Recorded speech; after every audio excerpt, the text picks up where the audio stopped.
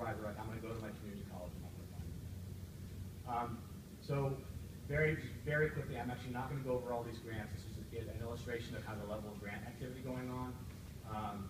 We have a number of grant projects related to the adult workforce. One is the East Bay Career Advancement Academies for cohort-based short-term CTE on-ramps for young adults who have barriers to educational success.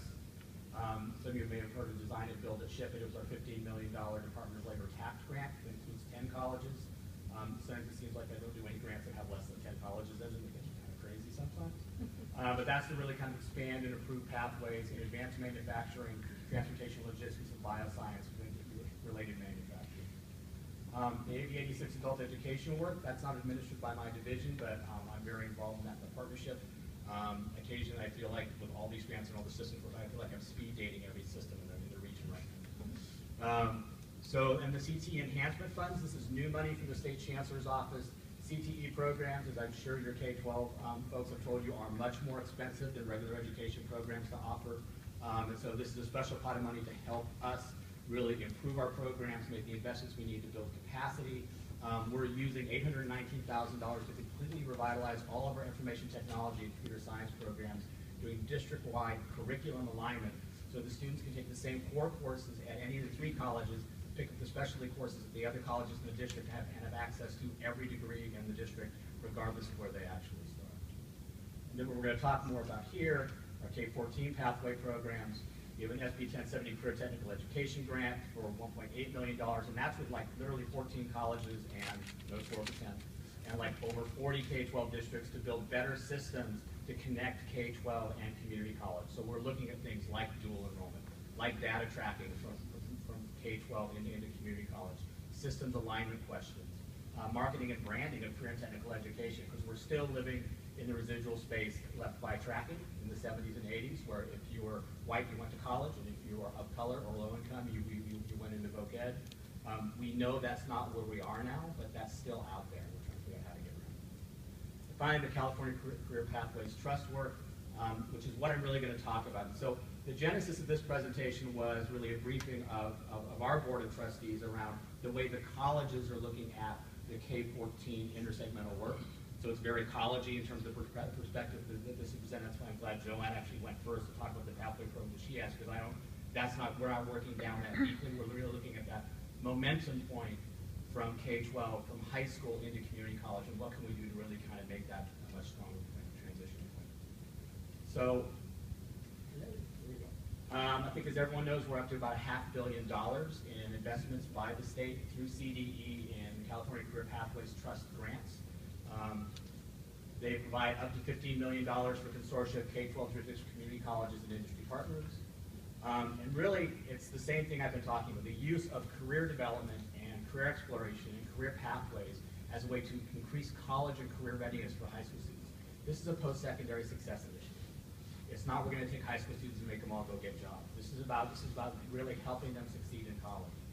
And that we're using career-themed pathways that are as rigorous as general education, using industry-themed curriculum in math, science, and English, early career exploration and educational planning, work-based learning involving employers, intentional transitions from high school into community college, and the strengthening the integration of certificate, degree, and transfer pathways on the community college side once they arrive there. It's supported by the SB 1070 grant. We're basically, everything's a consortium right now. I've about 3 different consortia, which I'm right in the middle of, related to all this work. So Joanne and I think, are at the same meetings about 3 times a week sometimes. And actually, I'm going to stop there. I want to say that it's been, this work, and I'm presenting the community college side, has really resulted in the extraordinary partnership that we've had with your district over time. I think one of the first meetings I went to when I got this job 3.5 years ago, which was my first college job, oddly enough, was a C5 CTE meeting back in the SB 70 days, and Joanne was at that meeting. I met her there. She came over and talked to us about adult education. I want to say that you will definitely be missed to be leaving students. So what is the problem we're trying to solve? And so I want to touch on that just very briefly. The colleges lose thousands of students between fall and spring and fall. And that to us is just not acceptable. We know a lot of that. We know the students who drop out, students who don't complete, who don't progress, oftentimes because they don't really have a clear sense of what they came there to do. So the goal of this work, and what I know is, like, no matter how challenged someone is educationally, if they've got a real goal, they're much more likely to get there. So this is about helping students find that purpose, so when they arrive, they know what they've got to get done. They aren't taking random classes and then leaving when they get frustrated. The need to value relevance. We're really looking a lot at data right now, CTE outcomes data, contextualized basic skills data. So we do outcome surveys every year of every student who completes 9 units or more in the CTE top code, like an industry pathway area. And in one of those years, we discovered that 24% of those students who didn't complete anything while they were at Los Medanos College reported they were out of 4-year college the next year. But they're not a transfer student. But they use CTE as a launch board to find relevance in education, to value education. And they're like, oh, I'm just going to go. I'm going to apply to Berkeley or CSU or wherever that is. We know things like the students who complete a contextualized math course. It's a course that's organized around an industry theme. In a DevEd course sequence are 300% more likely to complete that course and 400% more likely to show up in transfer level work than their peers. So relevance really matters, particularly for the students that we serve. At the same time, what we know is that students enter advanced pathway programs lacking foundational skills or clear understanding of the pathways or occupations. We have to over-enroll CTE pathway programs, sometimes by as much as double, to be sure we have enough students coming out of the back end. Students start the P-Tech program, they're not quite sure why they're there. The work is hard. It's harder to complete the P-Tech program than it is to transfer to UC Berkeley. And they get discouraged and then they leave. And we know that college skills are really critical. It's jobs that require some college but less than a 4-year degree will be as much as 80% of California jobs by 2010. It's an extraordinary number of jobs. If we don't get students some level of college, whether it's 1 year or 2 years, or transfer, they lose economic relevance very, very quickly. And in a problem that's really not just the fault of the high schools or ours, it's the fact that we know that significant numbers of high school students are graduating successfully, but are not college or career ready.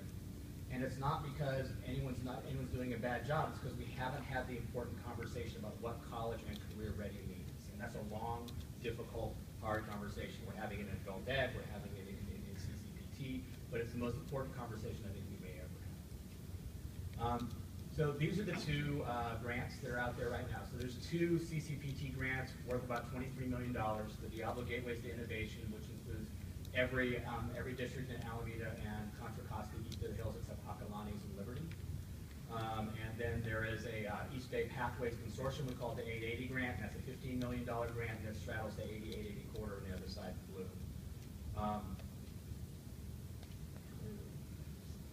Grants, the total to our district out of those 3 grants ends up being about $1.4 million. That was more factuated from my board, not as relevant here. Contra Costa County Office of Education is the lead on the Diablo Gateways to Innovation Grant, and Janet Hahn's done really yeoman's work kind of getting that off the ground and moving forward. It requires us to work for the next 4 years to build out and implement successful K-14 pathway strategies. Now, defining what that is like a whole other ball of wax. Consortium led, they have executive committees, working groups. It really is a collaborative process. We make decisions together in this process.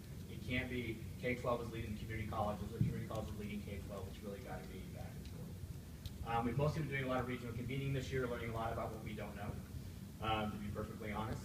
We've had a lot of big meetings and come away sometimes frustrated, sometimes really excited, but I think we've learned a lot. It's helped the colleges really understand and begin to clarify and distill what we think our work is in this partnership. So, and how are we framing the dialogue? So from the college perspective, a pathway is really, it's from K-12 into community college, it's a one-to-many relationship. So you might do a healthcare pathway in high school. That relates to maybe 10 programs in my district. So at the high school side, there might be a focus on an industry theme. On our side, that relates to transfer opportunities, that relates to 2-year degrees, that relates to short-term certificates, and understanding that as you think about what a pathway is important. We're really focused, we want to strengthen the student transition from K-12 to the community college. I think there's much deeper work that we can do there. And we want to do more community-facing strategies for increasing student matriculation and success. So when I say a one-to-many relationship, what I mean is it looks sort of like this. You may have a manufacturing pathway and an engineering pathway, and there's all these programs that relate to each other, and you could actually begin to stack those up all the way to CSU or UC transfer. And so we propose essentially 4 strategies. This is where we get kind of talk about the dual enrollment piece a little bit. Dual enrollment is really kind of, I would say, the linchpin of the whole conversation we're having right now. So dual enrollment is when it's dual or concurrent enrollment. You might hear them used differently, but it's like it's one thing. It's the same thing in ed code. It basically is when a student is still in high school and they take a college class and they get credit for it while they're still Now, there's different models for implementing that. A student could go attend college after the school day ends, while they could get in their 240 minutes of instruction and then go during the school day. It can also be a college course that's offered at a high school site, taught by a high school faculty member who meets the minimum qualifications to be a college instructor for that course.